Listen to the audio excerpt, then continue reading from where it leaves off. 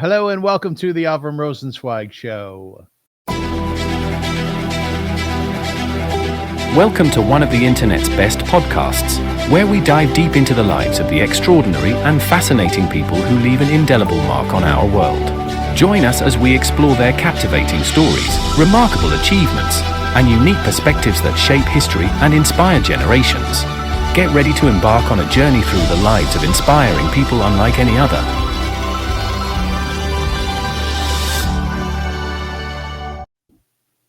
Hello, folks, and welcome to the show. My name is indeed Avrum Rosensweig, and I'm delighted to be here with you. The show is all about reminding ourselves how beautiful this world is that we share. And I think that's a really important thing because so often in life, I would argue now, there is a cloud hanging over us. There are wars out there. There's dissatisfaction on so many political levels and so on. So we have to look out our windows and we have to see the beauty that exists in our society, in our communities, in our villages, and really to remind ourselves that what we have created here on planet Earth together over the last, 6,000 years, 2 billion years, is truly, truly fascinating, compelling, and magnificent. So I do that through inspirational interviews. I love nothing more than having a wonderful schmooze with somebody who has developed their creativity, who has done something very special in life. And what I ask you as a listener to do is to listen very closely about our discussion and the questions that we grapple with and try to digest it and bring it into your own life and take away from this interview something that is highly inspiring to you that can push you forward in terms of your own gift, in terms of your own talent, your spirit, your soul. Now, today I am interviewing Sarah Landenwich, who is the author of the Fire Concerto, a new literary page turner about a brilliant female musician lost to history and another woman's quest to ensure she is not forgotten. So, welcome, Sarah. How are you? I'm great. Thanks for having me. Oh, you're welcome. It's lovely to have you. And to my listeners, the reason why I'm interviewing Sarah is because the book that she has written, it's truly something in terms of how she has taken different generations, characters within those generations, and brought them together, ultimately creating a very, very special story, which includes music, which includes mystery, which we all like. A story that is very, very deeply compelling.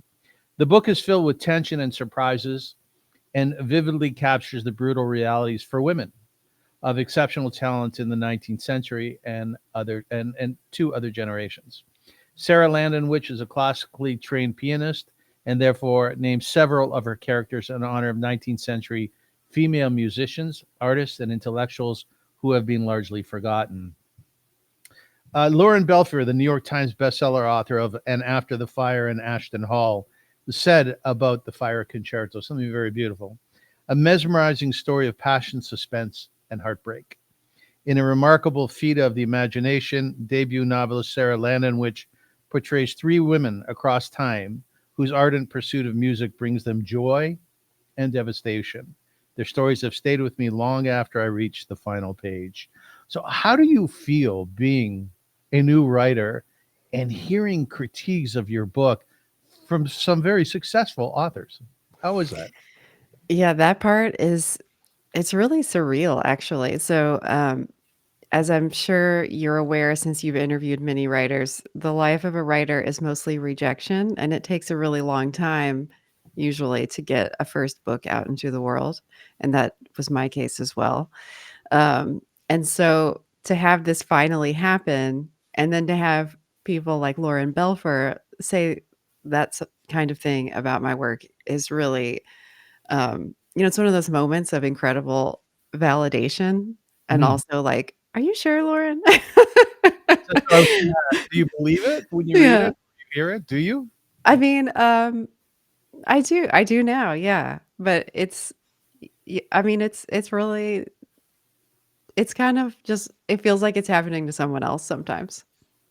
Yeah, I know the what it's like to get a body of work out there. It's my podcast really, and I've done other things in my life. But when you put it out there in the world and people start to read it, study it, listen to it, that is such a different place to be, because in some ways it's no longer yours, right? That's true. Yeah. Once it's out there, I mean, you can't change it anymore. You can't take it back and say, "Oh, let me revise that one more time." And it's also, you know, people are going to make their own meaning out of it.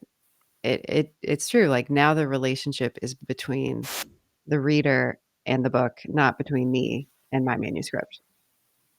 So will people come back to you and define the book or aspects of it in a way that you absolutely did not think of? I don't know yet. So this book came out on Tuesday. That's true. So people are just starting to get emails that are like, "I just finished your book," and, they tell me what they thought, but I haven't had a ton of those, and no one's told me yet something that has really shifted my thinking of it, but I hope that happens because, honestly, you put a book out into the world for people to read and in hopes that they make a connection with it. So I am really looking forward to hearing what people have to say. So tell me two or three of your feelings knowing that the book has just gotten out there. What are you feeling? I feel really joyful about it. It's like this has been such a lifelong pursuit for me trying to write a book and get it out in the world. Yeah. And I feel immense joy that this thing that is so hard to do, I have finally done. So, I feel proud of it. Um, but also there's a sense of this might sound kind of strange, but there's a sense of like, "Oh, hello, everyone, even people I know, this is who I really am," Mm. because for me as a writer, writing is something that is truly myself, right? It's like everything that I am is in my work. Even though none of this stuff in this novel ever happened to me, the writing itself is an essence of me.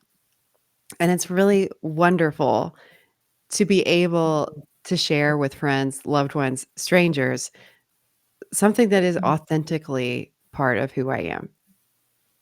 No, you're a mother of a 6-year-old. Congratulations on that. Thank you. You started writing when she was very little, finding time in between the naps, right? Mhm. So I think it's too early to say this is your legacy, right? Sure, yeah. So are there in fact plans for further books? Yeah, I'm underway on a new book right now. I'm pretty well into it.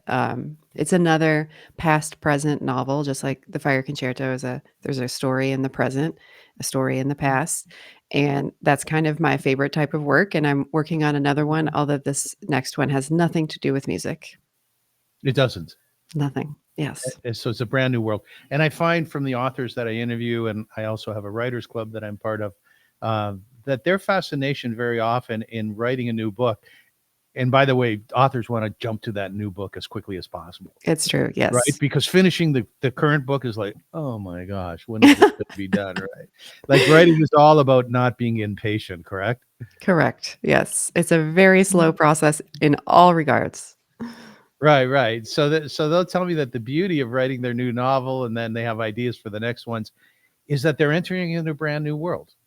Yeah. It's a world that they don't live, but while they're writing it, they make very good friends with the characters. In fact, they can fall in love with the characters. Oh, Uh, absolutely. it's a new Yes. world that you took yourself into, wasn't it?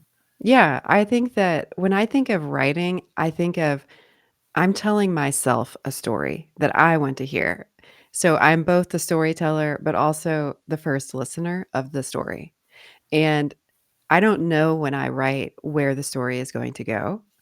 And it's this really very exciting, very fun exercise in getting to hear a brand new story that, I am, both telling and receiving. That's very interesting because you realize there are authors out there who plan out the entire Mhm. story in their head or on paper prior to putting it down as a book. But you don't do that. No, that the idea of that, in fact, blows my mind. I cannot imagine how anybody could do that, and I know that it happens because I hear people say that. Yeah. Um, to me, that sounds impossible, both because, a book is quite long, and to really map out all the twists and turns of any book, that's a very intricate plan, and I don't see how you could see all of that until you're really invested and involved in the plot and in the characters and getting to know who they are, how they would behave. But also, in my opinion, for me anyway, writing is a series of problems and solutions. You write your way to a certain area of the book and then figure out, man, I have set up a big problem for myself because all these things that I said before, now they have to pan out into something, right? And finding that solution is what makes the plot interesting, in my opinion. Because if I start a book at the beginning and I can see all the way to page, 352, then so can a reader, in my opinion. Mm. But if I don't know what's going to happen, then they don't either. And it's more fun for both of us, I think, to go along for the ride and have the messy problems lead us in a fun direction. To use that phrase, going along for a ride, there was a night, a dark, dark, cold night, we'll call it, where you were driving down an empty road, right? Mhm. And all of a sudden you had this epiphany. And the epiphany was about the plot or the characters within the book, The Fire Concerto. To me, that's fascinating how ideas come to people. I hear from authors, well, my best ideas are when I'm in the shower, you know, Mhm, I've heard that too, yeah. right? Right. Mhm. So, when do your ideas mostly come to you? Are there times where you're taking care of your little one and she'll say to you, Mommy, are you here? Like, I need something. And you're off developing a character in your head, you know? Definitely, yes.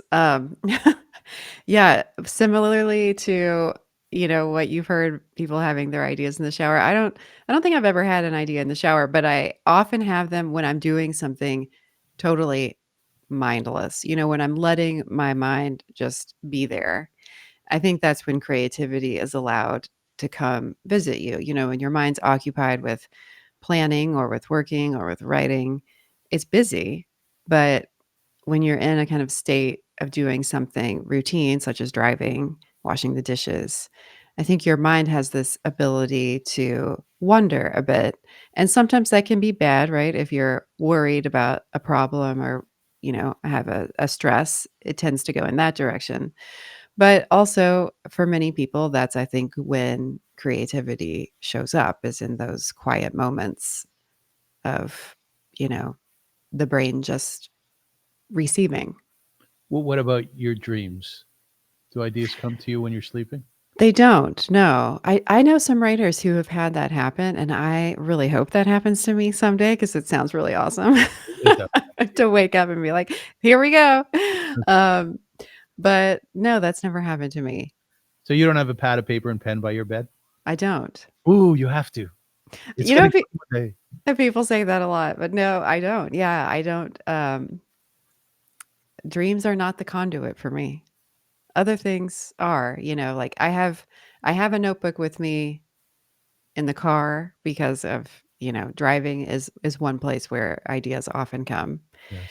Um, and often when I'm exercising too, like sometimes taking a walk, but even like working out, I don't know. I think it's like, you know, my body is engaged, so my mind is free. Any of those moments of of the mind being available. I feel like so many people, myself included, are constantly stimulated by our devices, by the demands of our lives, and we don't often take a lot of time to just be. Um, and for me, those moments of being happen a lot when I'm doing something alone that is routine. I think just being is probably one of the most exciting parts of my life. I can literally sit on a park bench and think for 5 hours or 6 hours. And how Oh, about that's you? wonderful. Yeah, it is. It's wonderful. And I actually think that it's very therapeutic for people to do that. It's a form of mindfulness, of meditation. Yeah. Um, yeah, so that's something that people would want to pursue if they're able to get to that point. Now, you were a pianist. You played piano from age 5 to age 19. Hence your understanding of it, your passion for it, and that being the backdrop music, classical music of this book. You said at 19 years old that you burned out on it. Yes. And what that reminded me of, Sarah, was a man whom I used to know. His name was Alan Bell, and he claimed that he was a lord. But he was one of those people who are just so fascinating in the way they talk. Whether he was a lord or not, it didn't bother me. I just loved his stories, and he lived with me. He was an alcoholic, and he stole from me. But it was bizarre because I didn't care. It's because he was such a compelling human being and actually a very kind person. But because he drank so much, he needed funds to, buy booze. Eventually, I had to ask him to leave. But the point I'm making is that he played piano beautifully for 70 years, Wow. and then he stopped. Oh, And wow. I said to him, Alan, why did you stop after 7 years? I couldn't wrap my head around it. He said, I had enough. I That's all had he said? enough. That's what he said. He said, I had enough. I played enough. Now Okay. you said you were burned out. Explain what happened to you as a pianist and why.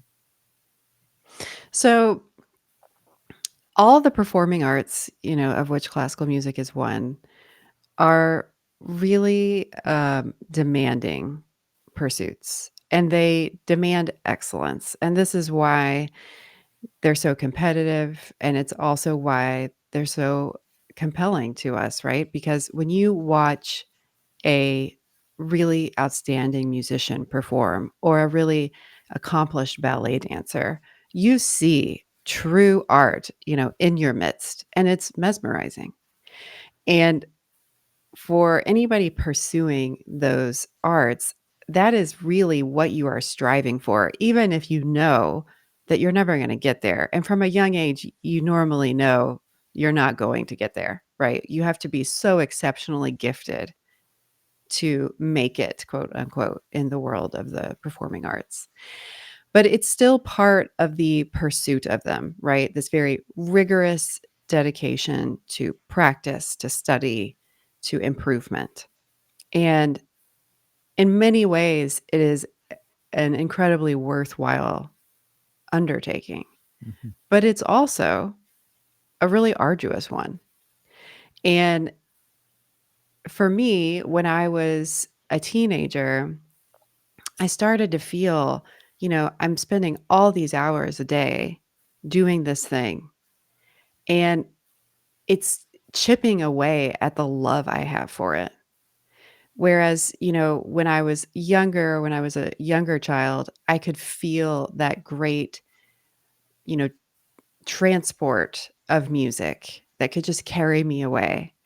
By the time I became older and I was more concerned about achievement and competition and, getting to the next level, I felt the love of it kind of just start to drain out of me. And it was kind of heartbreaking, right? Because this was something that had, until that point, been a really essential part of my self expression. And for many children, not just me, you don't have the words yet or the awareness to express your emotions the way that we can as we get older. But the arts are that for many kids, including me. So it was a way to kind of contain my feelings, part of who I was. And when I started to feel that drift away, um, I was like, I don't really love this as much anymore if it can't be that for me. And at the same time, I was starting to develop overuse injuries, especially in my left wrist. I developed this tendonitis that really I could not resolve. And so most days I was playing in pain. And, you know, the two of those things combined really diminished the joy that music gave me. And so I decided I'm not going to pursue this in college as had been my plan. I'm going to I'm going to let it go. And that was a hard choice, but it was the right choice for me, I think, because although there was a period of many years where I felt like I couldn't play music after that, because once you turn away from that kind of daily rigor, you can't keep up your skills anymore, right? This is like an athlete. You can't just, you know, play competitive sports on the weekend and still be good at it, right? It takes a lot. It takes a daily dedication. And so quickly it became a situation where if I sat down to play a piece that I loved, I couldn't play it the same way anymore because my skills weren't there. And that became very frustrating. And so after a while, I just quit entirely. And it took many years for me to be able to return to it in a way where it gave me joy again. With rules, with three rules. With rules, yes. And What were the those three rules rules? were I would only play when I wanted to play. I would not feel guilty about not practicing. Yeah. And if I felt that old sense of achievement or competition kind of creep in, it was time to stop, right? Time to take a break. And that has changed my relationship with it for sure. Because now it can be a source of joy for me again. And I have a daughter, and she's starting to take violin lessons. Oh, And so most of my piano playing these days is as her accompanist. Um, so most of the time I'm playing Twinkle Twinkle Little Star over and over and over again. yes. But playing with her is a source of great joy for me, like to see her find joy in music and to use this skill that I have to support that. And sometimes her friend comes over and they like to sing all the Disney songs, and I'll play, I have a Disney songbook, and they'll like belt out Let It Go, and I'll play it on the piano, and that's really fun.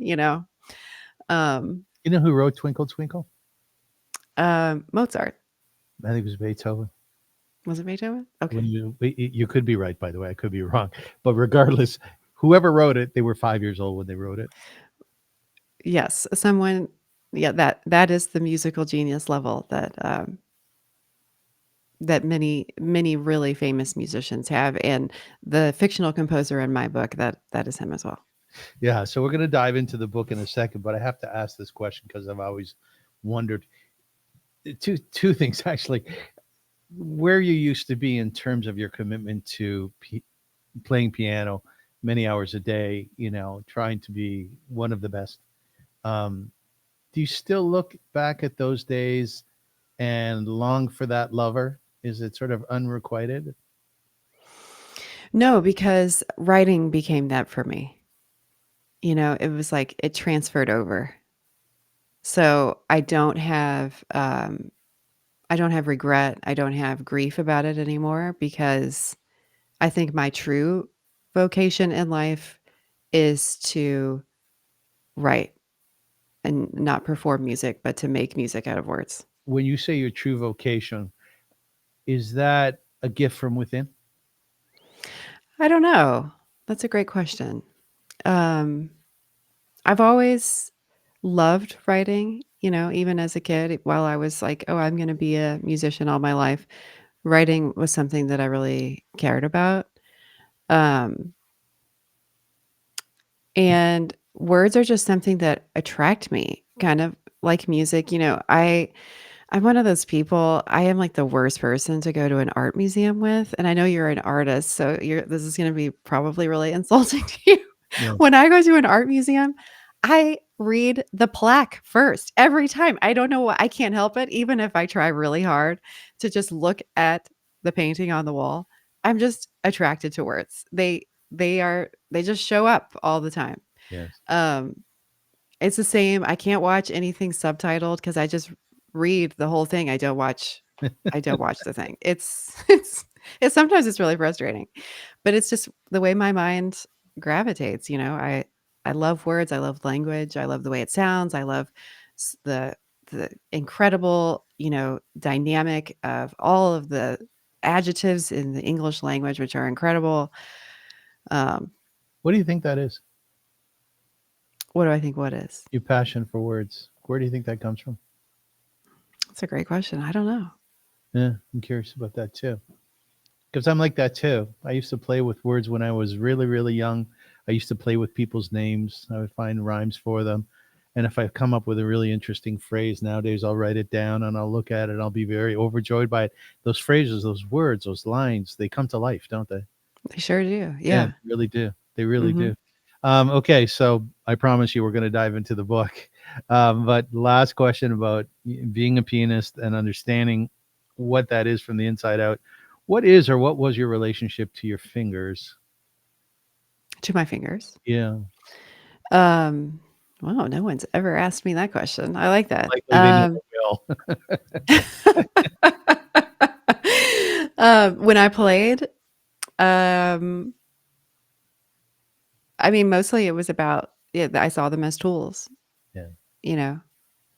Um, and I never worried about my fingers, but I do know and did know some musicians who were very concerned about their hands getting injured from certain activities, for instance, like playing sports or something like that, and would avoid things like that because of fear of injury to their fingers. Um, but I always saw them as, something that was really a conduit for music, and I felt I was really proud of how, like, agile they were, 'cause at that time, they were very, you know, very agile. Not so much now, but, it's like no one's gonna go to the gym and be like, "Look at my fingers, they're so Yeah. they're so strong." Um, but it's something that I took pleasure in for sure. Oh, it's really fascinating to think about what our hands are, what our fingers are used for. I'm going to take a leap here and say when you cook food for your husband and for your little one, your hands become very important, but differently than they were as a pianist, right? Sure. Shaping the bread, Mhm. it's massaging whatever the recipe happens to be. So yeah, hands are fascinating, and I wonder if they get the proper shrift, if they get the proper recognition that they should. You know. I think most people don't notice them until there's something wrong with them, and Yes. then it's Yes. very challenging. Absolutely. So the book is called The Fire Concerto, and it's Sarah's very first published book. Let me tell you a little bit about it. 11 years and another life ago, Clara Bishop was a rising star pianist. Everything changed on the night of a festival marking the 145th birthday of Poland's revered composer and Clara's distant relative, Alexander Starsha. She began that night as an artist in her own right, no longer defined by Madame, her exacting teacher. But after a devastating fire broke out in the concert hall, she left badly scarred. Since then, Clara hasn't touched the piano or spoken to Madame, whom she blames for her career ending injuries. Now at 30, she has a new life. It's fascinating. In Texas, as a what? As a bartender. And no one there knows about her past until Madame dies and leaves her a cryptic inheritance, a metronome linked to the notorious 19th century murder.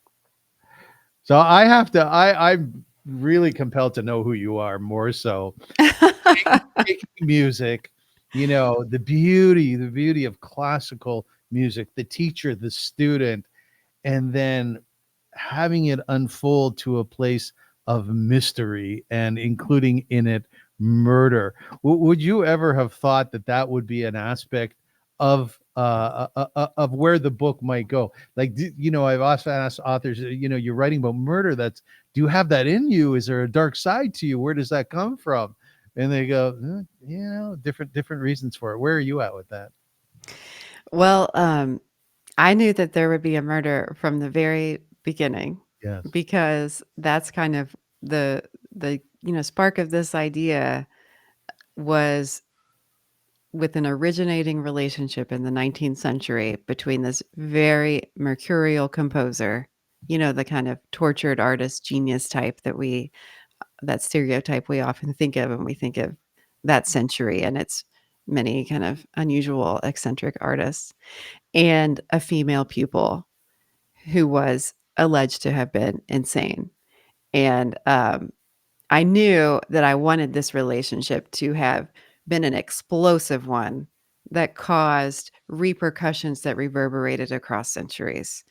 And so I knew there would be a murder from the beginning, but I hope that doesn't say anything about me as a person.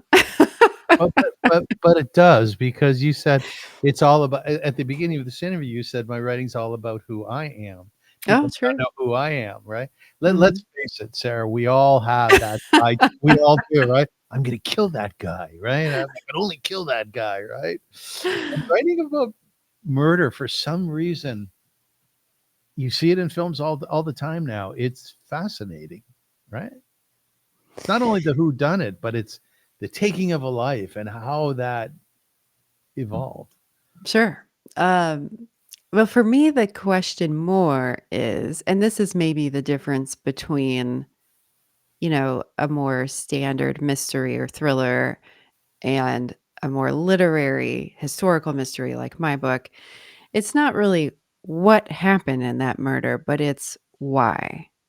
Why did someone make that very drastic and terrible choice?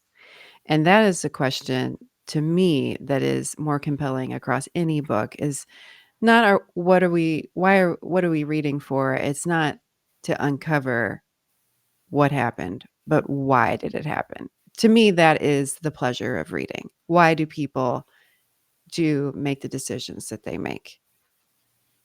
I think that an important idea within your book, or perhaps the key idea, is a concept which is called musical ancestry.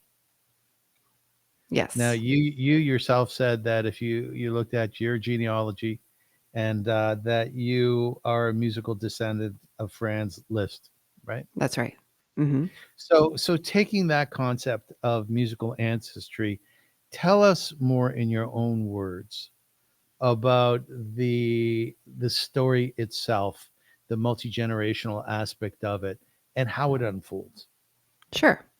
Okay, so this book follows three female pianists, one in the 19th century, one in the early 20th century, and one in modern times. Yes. In my book, it's the 1990s, who are all connected by what in music is called your pedagogical lineage or your musical ancestry. And the idea behind this is that you, as a musician, have come down a line of teachers, and you try to trace that line of teachers back to someone famous or great. So, for instance, as you said, I am a musical descendant of the composer Franz Liszt, which I should say sounds really distinguished, but there are a great many musical descendants of Franz Liszt because he was a prolific teacher who had lived a very long life. Mhm. Um, but anyhow, there's this idea that somehow teaching secrets or expertise is passed down from teacher to student through the years. I see. I see. Okay. And so for sports fans out there, this is similar to the idea of a coaching tree, which is probably a more familiar thing to many people. But it's kind of this idea of tracing where you have come from back many years. Yes. And so for this book, the women in my novel are not connected by a blood relationship. They are connected by this shared teaching lineage. And for me, this concept is interesting as a writer because personally, I do not think that greatness can be passed down over generations from one teacher to the next. I think a great teacher can shape you incredibly. My own piano teacher, who is, for the record, nothing like the cruel piano teacher in my book, made an indelible impact on my own life. But I don't think that's because of her teacher. You know what I mean? I think it's because of her. Mhm. But what I do really think is that the teacher student relationship is a very powerful one, and one in which the power dynamic is very much unequal. And if that teaching relationship is a toxic one, it can shape someone in very harmful ways. So what I think is that trauma can be passed down from one teacher to the student, teacher to student, teacher to student in a way that can have very, very bad effects on someone. And that is ultimately the motif of this book, or how it's organized. I never talk about pedagogical lineage in the book. I never use those words.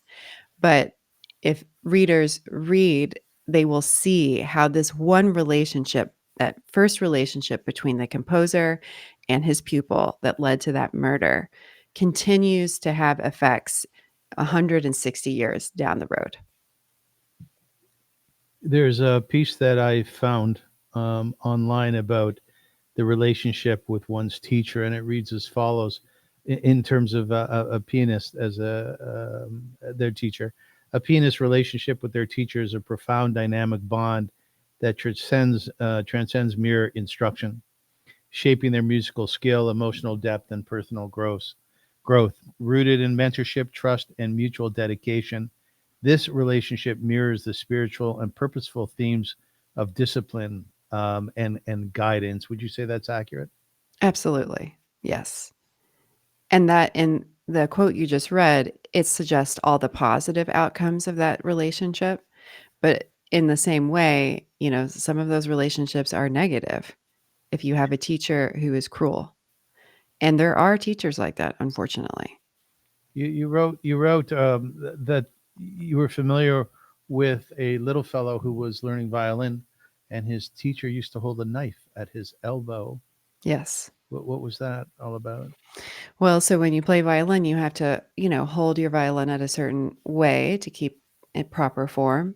And so this violinist, when he was a young boy, he studied with an eminent teacher, and that was his way of teaching, that you have to hold that violin at this proper way. And if you don't, it's going to hurt, right? I mean, imagine that. No, this was many years ago. This violinist that I know is now into his late 70s, but nonetheless, this is um again, this is a world where perfection is is sought, right? Um so often in our pop culture, we talk about how, perfectionism is toxic. And in the arts, there is still that standard, you know? Yes, it's like And the some ballet dancer whose toes constantly bleed. yes. Yeah. Yeah.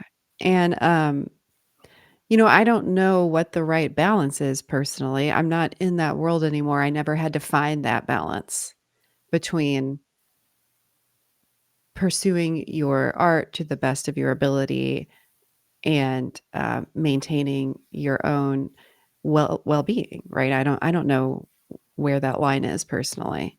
But as a writer, I mean, it's fascinating material, right? To think, well, what are people willing to sacrifice to achieve their dreams? And for many people, it's a lot. And sometimes it's worth it, and many times it's not. Sarah, we're talking about the relationship between the student and the teacher. Well, what about the parents? Do parents allow the teacher to put a knife to their child's elbow? And I know that's out there, that example, but what is the relationship with the parents to the teacher? I think that that's a really great question. I mean, personally, as a parent, I think the role of a parent is to protect your child from negative influence, right? And I certainly wouldn't let my child study with Uh, a teacher who would do such a thing, right?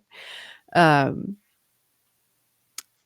but I think when we look at especially exceptionally talented children, such as prodigies and the like, the question of what is the responsibility that a parent has to a kid like that is a complicated one, because on one hand, I feel like the ultimate job of the parent is to protect the child and nurture the child.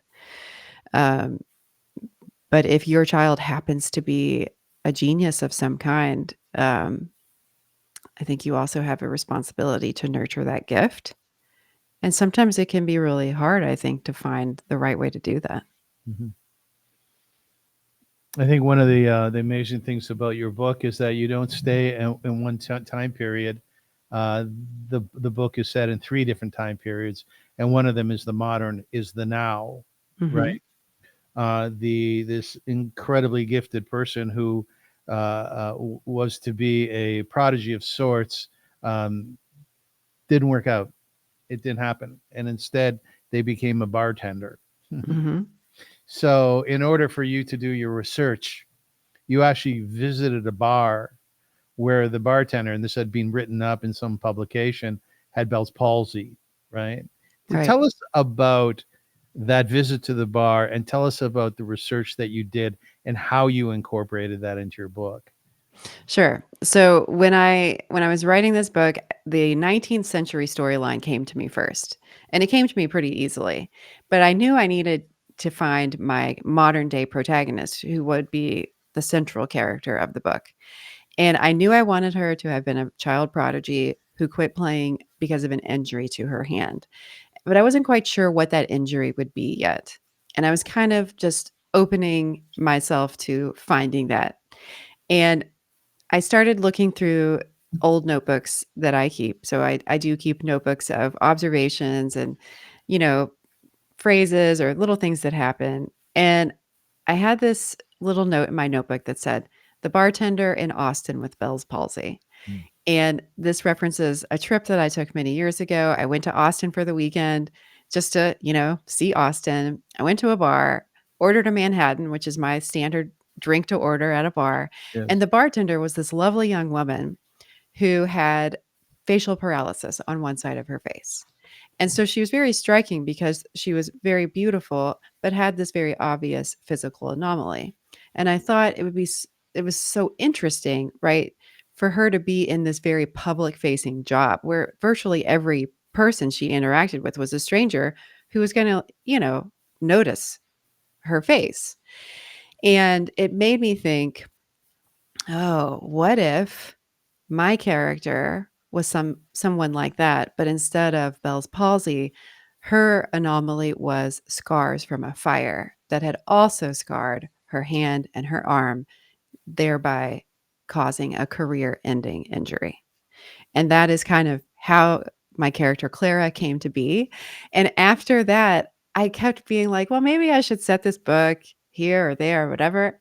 But I just kept seeing her in Austin, Texas. So I thought, okay, well, this book is now set in Austin, Texas.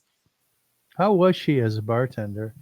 Was she guarded or was she out She was there? incredibly guarded. And I think that was one of the reasons that I was kind of fascinated by her. So there was this man sitting next to me at the bar who seemed to be a regular. And, like, he seemed to know her in some way, and he kept trying to flirt with her, and she was so shutting him down at every opportunity, and it made me curious, like, is this guy really annoying? Does she not like him at all? Or is she just the type of person who is not gonna let anybody close to her?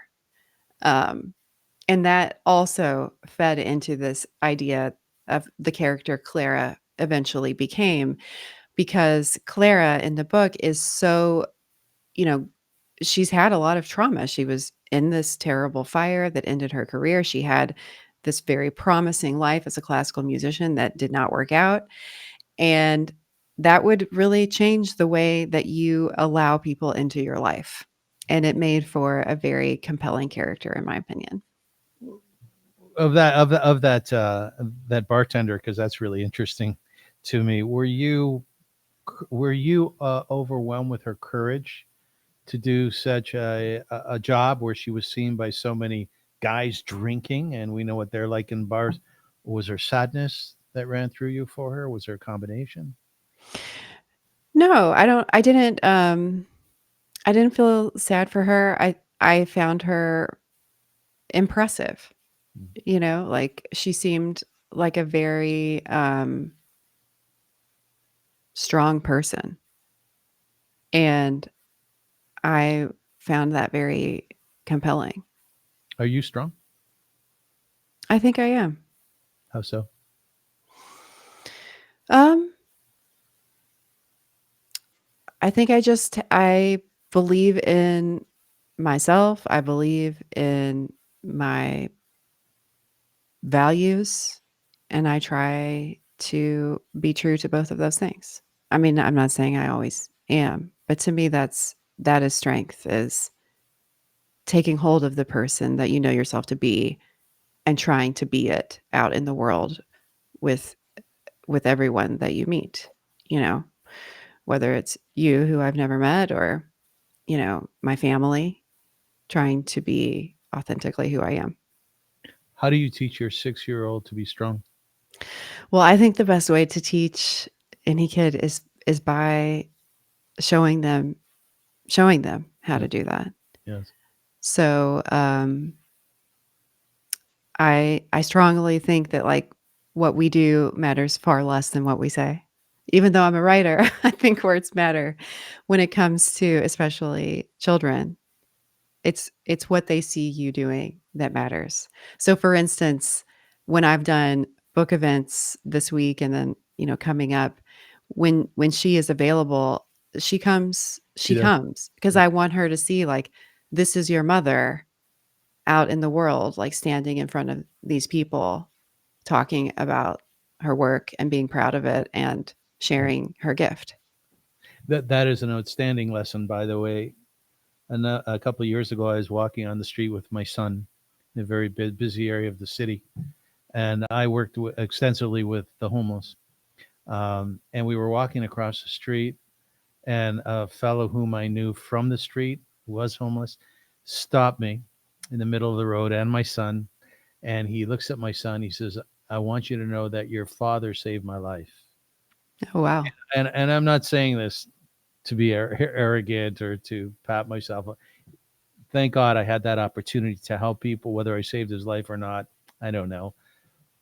But I thanked him so much because I said it's so important that a child knows who their parent is, right?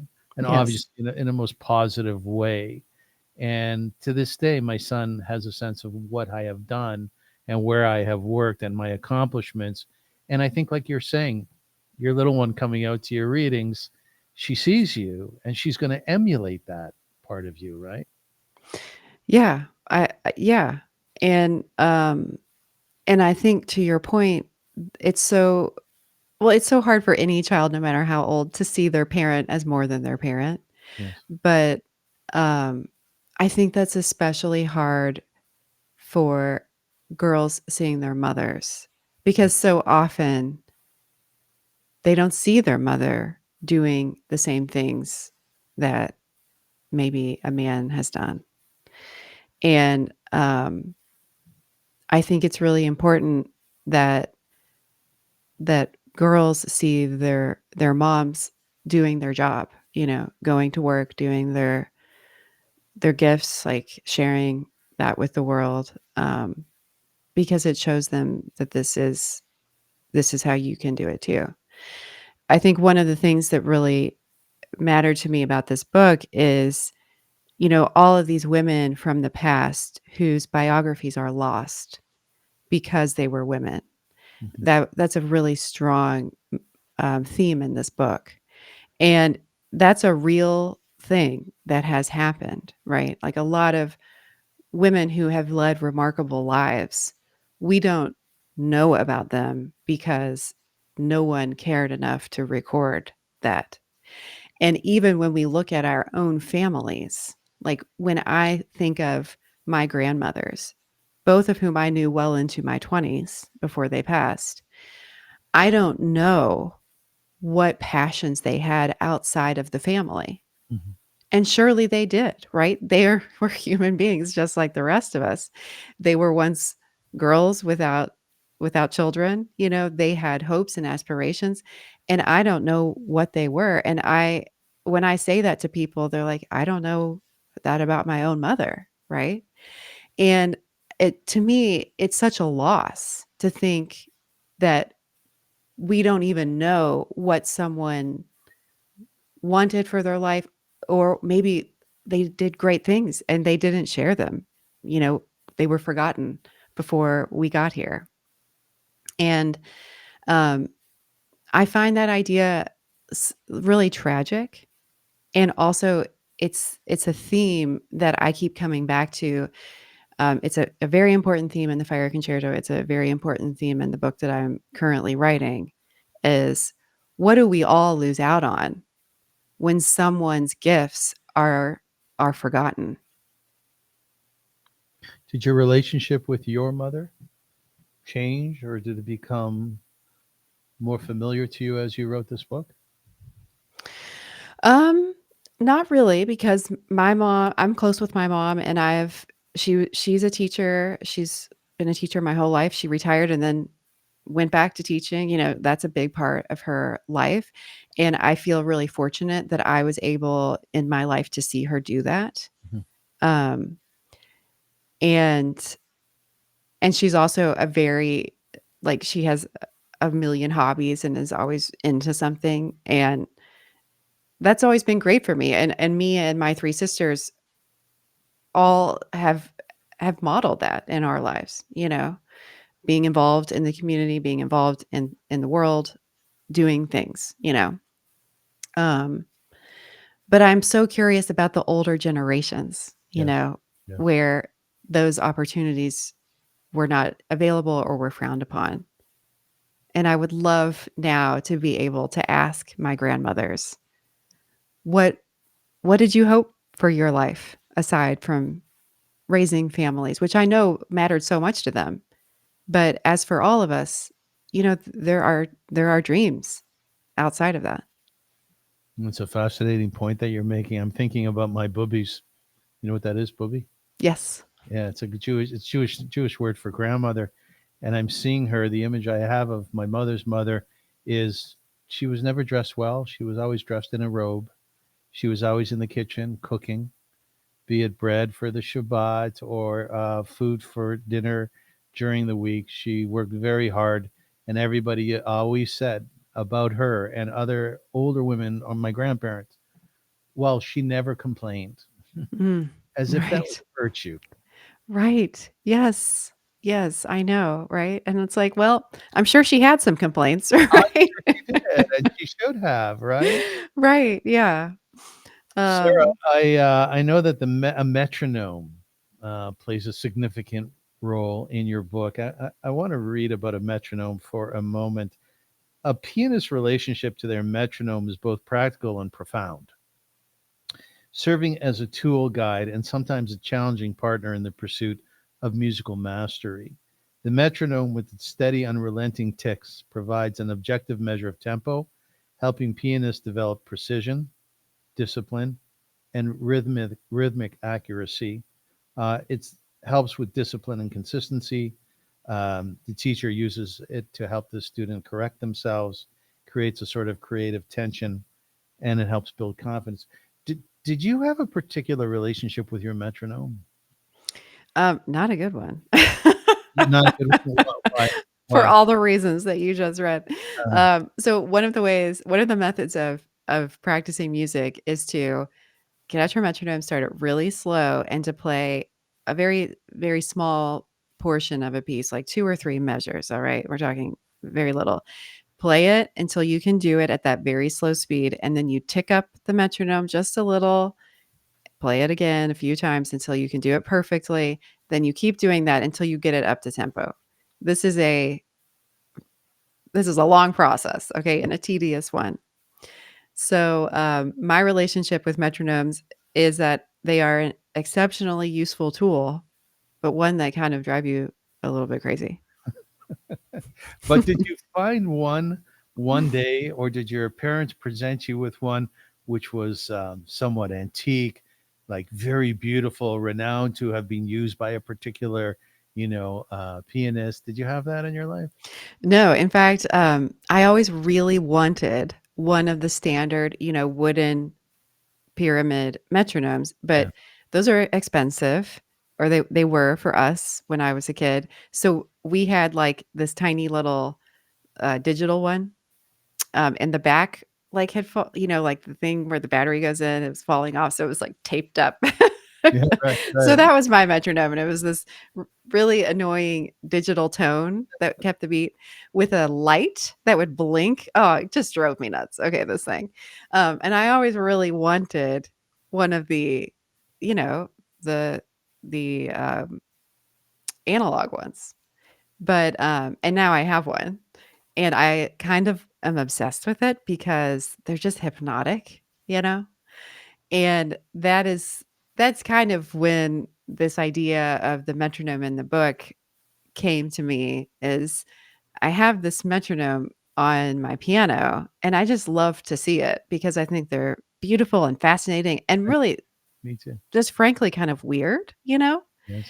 Um, but in the book, I was looking for a way to connect these pianists over time. And I wanted an object that could be passed down and lost and found. And a piano is far too large to lose. Um, so it couldn't be that. But I thought, oh, a metronome is something that someone can own and it can be passed down. It can be lost for many years and rediscovered. And so it became the kind of cohesive motif of this book. Are metronomes discussed amongst musicians, pianists? Have you had a conversation with anyone about your metronome? I haven't. It's kind of quiet out there. It's very intimate almost, right? I mean, I think, they're just a tool, it's just an everyday thing, which is kind of one of the reasons that I like it because I really love historic objects, especially the ones that are just an everyday thing. Like my friend has this old butter churner and I'm obsessed with it. This is just something that's set in some normal person's kitchen, Yes, right. but I love the idea of the everyday things like who touched this?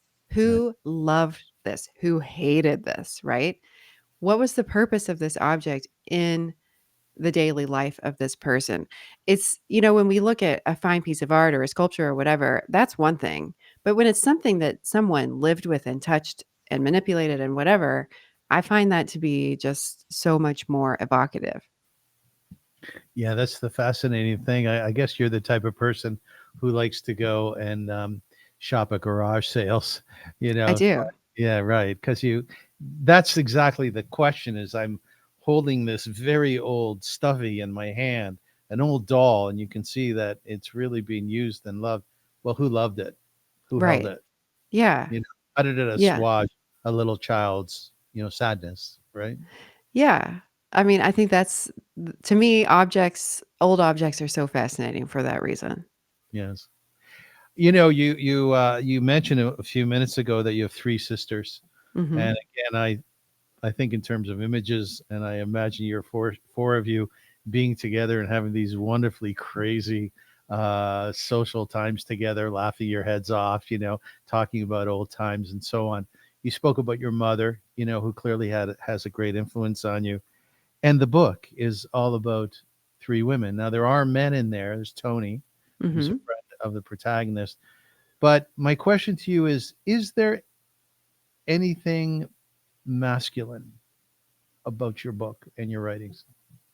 Hmm, interesting. Well, I think that depends on how you define masculine, honestly. I mean, how do you define that?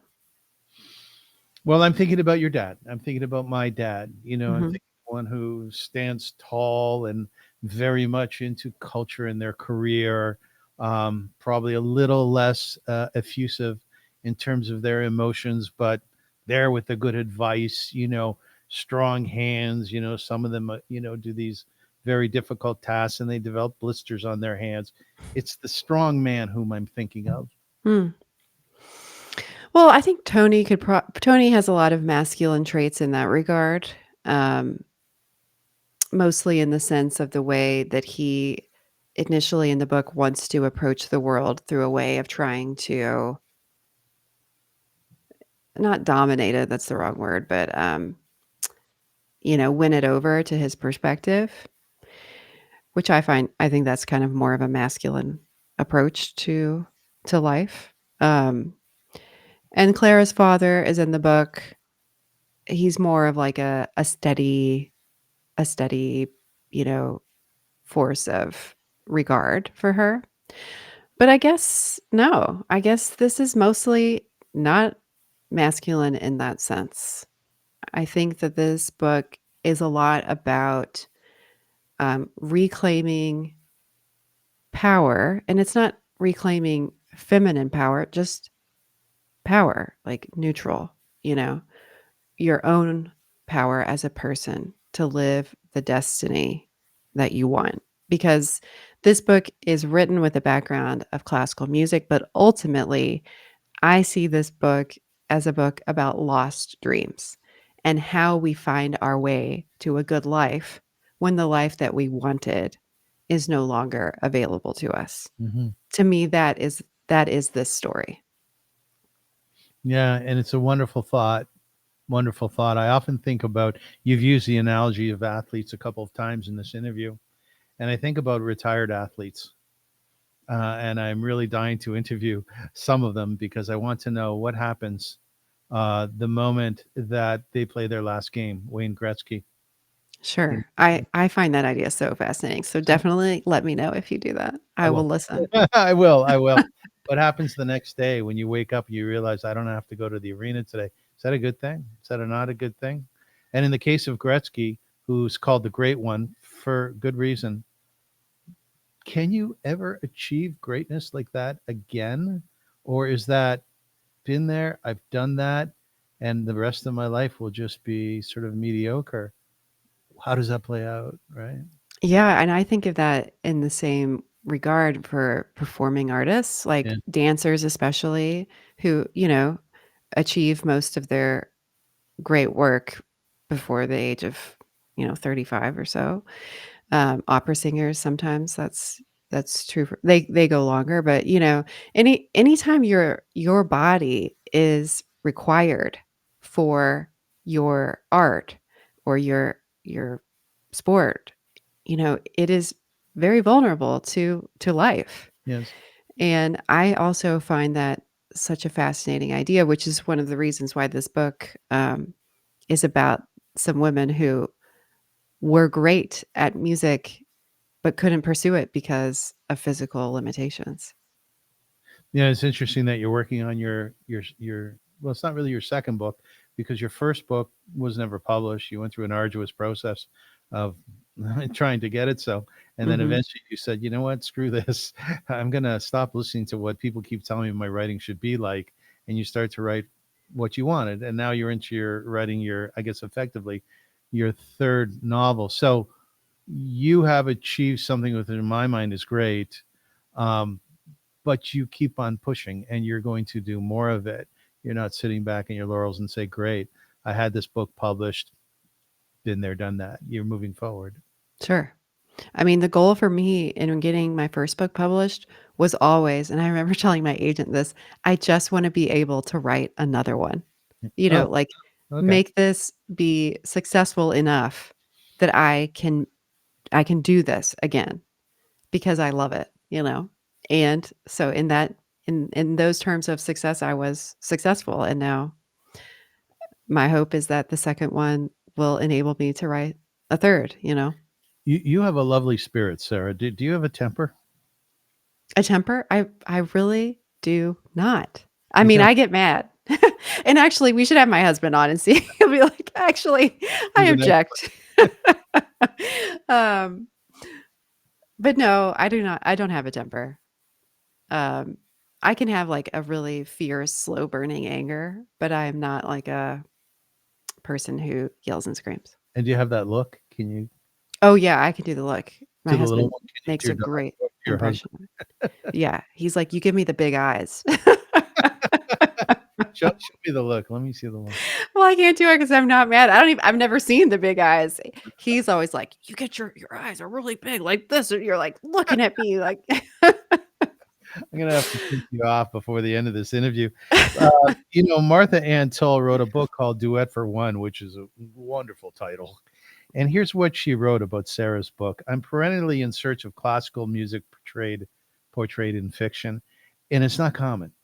It's also tough to get this medium on the page. So hand me a novel with a pianist, a concert hall fire, a long lost metronome, and tell me it's a literary page turner, and I'm on it. She continues to say, toggling between the 1990s and the late 19th century, this book is also a murder mystery. It has a list of characters in the beginning, like an ambitious playbill. I'll look forward to immersing myself in the recreation and writing of history, in the immersion of unknown dramas in the classical music world, and in discovering a debut author who has chosen to frame her novel around classical music. A debut author, that's who you are. And you are being read by some great authors. Wow. What a great place to be, Sarah. Yes, that write up by Martha Ann Toll is just All right. that that made my week. Yes. Oh, I can only imagine. I Yeah, especially she's a violist, a very accomplished one, and it was very gratifying for me, not only because she's a book critic, but as a fellow musician who, from her resume, I can tell is her knowledge and experience with music is far greater than my own. It was really touching to me to for her to write that. a fire concerto. Where did that come from? So that's named after an important piece in the book, a concerto that is at the center of the mystery. But the naming of it came so a lot of famous pieces in classical music kind of have nicknames over time. Like, for instance, Beethoven's Emperor, um, or I'm trying to think of some other, um, like we call it like Ode to Joy when it's the Ninth Symphony, that kind of thing.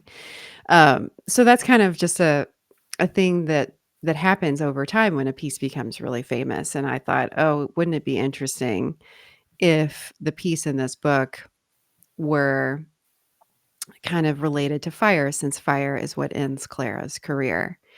And there's a term in music, every piece has a tempo marking at the beginning. And there's a tempo marking called allegro con fuoco, which means fast with fire. And I thought, okay, well, what if this piece was allegro con fuoco, and then everybody started calling it the Fire Concerto because it's this really big, fiery, like incredibly exciting work. And everyone was like, that's a great title. So we kept with it. Ain't those mystical moments when the title comes to you, Yes. right?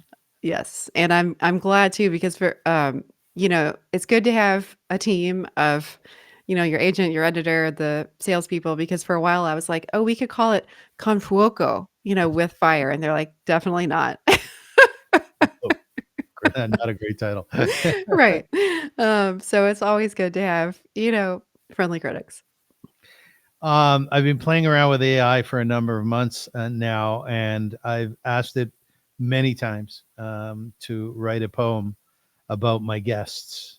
Oh, Uh, whoa. yeah, so I have a poem about you. It's called Ode to Sarah Landenwich. Oh, goodness. Okay. I'm I should ready. write a novel about your last name, by the way. It's a wonderful name. In Louisville's embrace, where rivers sing, Sarah Landenwich weaves tales that cling. A pianist trained with keys of grace, she crafts a world where women's trace the notes of dreams through time's cruel haze in the fire concerto's vibrant blaze. Her pen ignites the romantic fire of muses lost to history's pyre, forgotten artists, scholars bold, their names and characters retold, a tribute sung in prose so clear to ensure their echoes persevere. With tension sharp and surprises grand, she paints the weights of a woman's hands in 19th century shadowed sphere where talent fought through pain and fear. Three souls across the ages dance, bound by music's fierce expanse. Lauren Belfeer, with praise sincere, calls it a tale that sears and steers, of passion, heartbreak, joys of brief flight, a story lingering past the night. From Sarah's heart, the chords arise, a symphony that never dies. In Kentucky's glow, with kin by side, she writes, instructs with love as guide. Her debut shines a beacon bright, restoring voices to the light. O Sarah, bard of fire and song, your concerto carries on. Wow. Did AI really write that? Yeah. I'm going to have to retract some of my disparaging comments about AI, maybe. Well, It's a classic thing of, wow, this can be highly destructive, but I'll tell you something, the creative aspect of AI is just absolutely magnificent. It really is. Yeah. It really, Wow, that's cool. I love how it brought in the elements of Kentucky and the yeah. river city here, Louisville. Now I'll send you the poem when I send you the link to our interview. Thank Um, you. Ladies and gents, there are some readings that are coming up where you'll have a chance to meet Sarah. Today we're the 15th.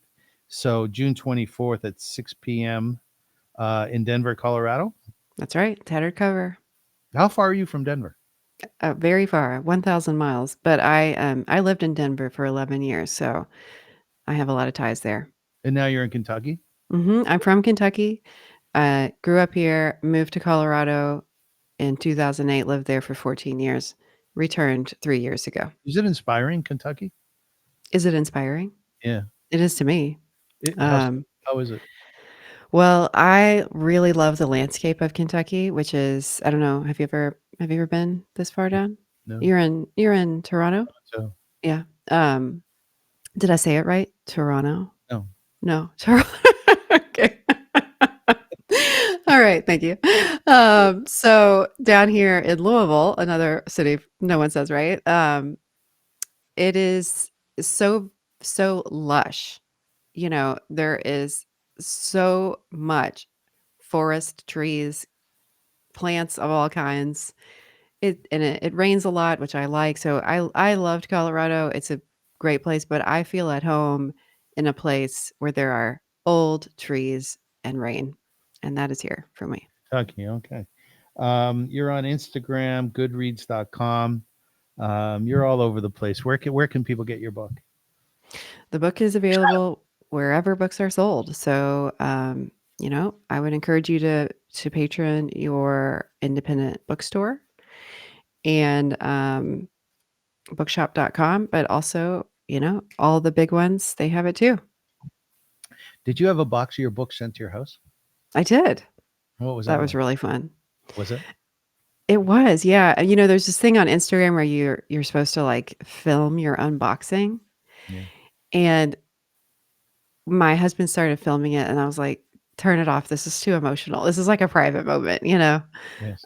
Because I was really surprised by how powerful it was to open this box and it was like all of these books in here are this book that I wrote on a notebook during nap time, you know, 6 years ago.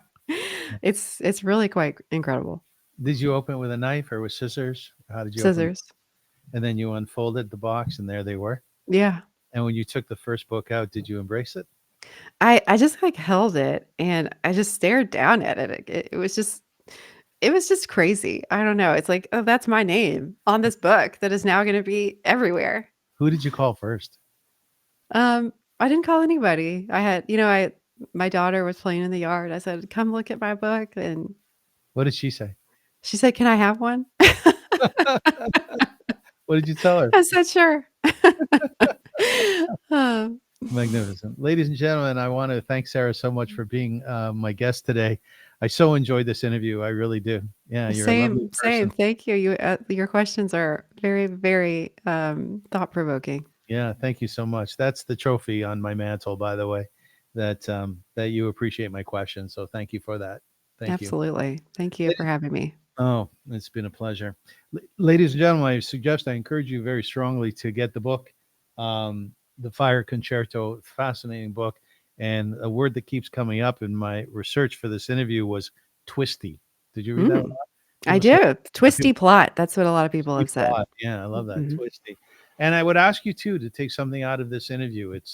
I think this is the journey of a woman, of a person who ultimately wanted to write a book and to achieve something which is extraordinarily hard. If you've ever spoken to an author or somebody who has sat down and tried to write a book, that is a long, long, arduous road to be on.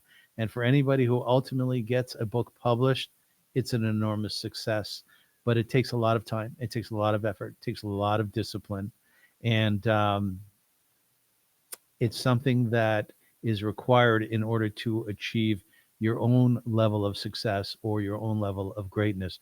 So work hard, be disciplined, get a metronome, even a metaphoric one. And Make don't give up. Yeah, don't give up and make your life truly great. Do you have any concluding words, Sarah, in that lane? Yeah, I do wanna say, 'cause I get asked all the time, probably the number one question I get is, you know, "How do I get a book published? I wanna write a book. I don't know Right. how to start." All these questions from so many people are creative and feel that they have something in them they wanna say. And I say the same thing every time, and I feel like it's so simple that people don't hear me, but it really is true. Just start it. Mhm. Don't don't keep thinking about it. Start it. Whatever it is, if it's a painting or a book, start it today, okay? And then don't quit. Yeah. Because honestly, as you said, success in art is really just about perseverance. Yes. All right, folks. Thank you for joining us. As we say in Yiddish, sei gesinnt. You speak any Yiddish, Sarah? I do not. Do you speak a second language? I do not. I wish I did. Which language would it be? Oh, I probably speak Spanish. That would be the most useful, I think. Yeah, Spanish. I studied that for a while. Um, anyways, thank you for joining us. And until we meet again, go out there and pursue your gift, pursue that thing that you've been put on this earth for, and you'll see it'll make you feel very fulfilled and very with a great sense of purpose and meaning. Thank you so much. We'll talk to you soon. Thank you.